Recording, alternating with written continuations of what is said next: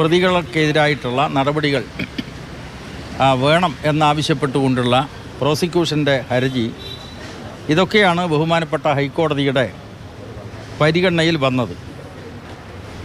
അപ്പോൾ അതിൻ്റെ അടിസ്ഥാനത്തിൽ ബഹുമാനപ്പെട്ട കോടതിയുടെ മുമ്പാകെ ഡിസംബർ 20-നാണ് ഈ കേസ് പരിഗണനയ്ക്കായി വന്നത്. അപ്പോൾ ആ അവസരത്തിൽ പബ്ലിക് പ്രോസിക്യൂട്ടർ, ഗവൺമെൻറ് പ്ലീഡർ ഒരു കേസ് നീട്ടിവെക്കണം എന്നാവശ്യപ്പെട്ടു. അതിൻ്റെ അടിസ്ഥാനത്തിൽ 3 അപ്പീലുകളും ക്രിസ്മസ് വെക്കേഷന് ശേഷം പരിഗണിക്കാമെന്ന് പറഞ്ഞ് ഓപ്പൺ കോർട്ടിൽ പറഞ്ഞ് അതങ്ങോട്ട് മാറ്റുകയാണുണ്ടായത്. പക്ഷേ പിറ്റേ ദിവസം ഈ ഹർജികൾ പരിഗണിക്കണം എന്ന് തീരുമാനിക്കുന്ന സ്ഥിതിയാണ് ഉണ്ടായത്. അപ്പോൾ 4/1/2024 ജനുവരി 4-ന് പോസ്റ്റ് ചെയ്തിട്ടുള്ള ഈ കേസ് പിറ്റേ ദിവസം പരിഗണിച്ചു.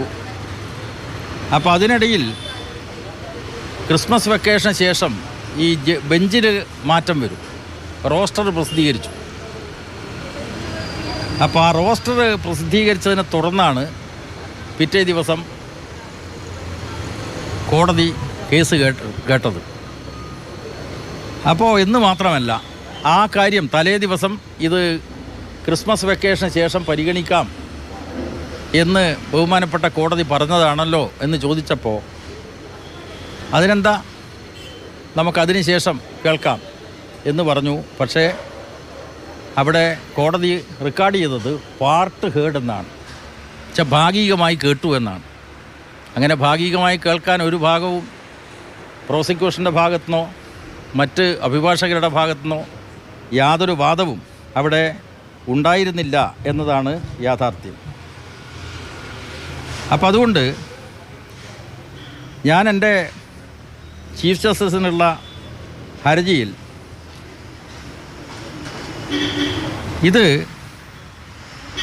ഈ കേസ് ഈ ബെഞ്ച് പരിഗണിക്കുന്നത് മാറ്റണം എന്നാവശ്യപ്പെട്ടുകൊണ്ടാണ് ഞാൻ ഹർജി കൊടുത്തത്. നീതിക്ക് വേണ്ടി ആണ്, നീതി ഉറപ്പാക്കുന്നതിന് വേണ്ടി ഇത്തരമൊരു നടപടിക്രമങ്ങളിൽ അസാധാരണത്വം വന്നതായി എനിക്ക് ബോധ്യപ്പെട്ടതിനെ തുടർന്ന് ഈ കേസ് വേറൊരു ബെഞ്ചിലേക്ക് മാറ്റണം എന്നാവശ്യപ്പെട്ടുകൊണ്ടാണ് 26-ാം തീയതി ഞാൻ ചീഫ് ജസ്റ്റിസിന് ഹർജി നൽകിയത്. പക്ഷേ ഈ ബെഞ്ച് തന്നെ അത് കേട്ടു. അങ്ങനെയാണ് വിധി പറഞ്ഞിട്ടുള്ളത്. അപ്പം അതുകൊണ്ട് ഇത്തരം കാര്യങ്ങൾ പരിഗണിച്ചുകൊണ്ട് സുപ്രീം കോടതിയുടെ മുമ്പാകെ അക്രമത്തിൻ്റെ ഇരയെന്ന നിലക്ക് ഹർജി നൽകാമോ എന്ന കാര്യം നിയമവിദഗ്ധന്മാരുമായിട്ട് ആലോചിക്കും.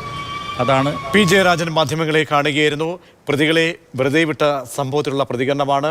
നിയമപോരാട്ടം സുപ്രീം കോടതിയിലേക്ക് അപ്പീലുമായി പോകുമെന്ന സൂചനയാണ് പി ജയരാജൻ നൽകുന്നത്.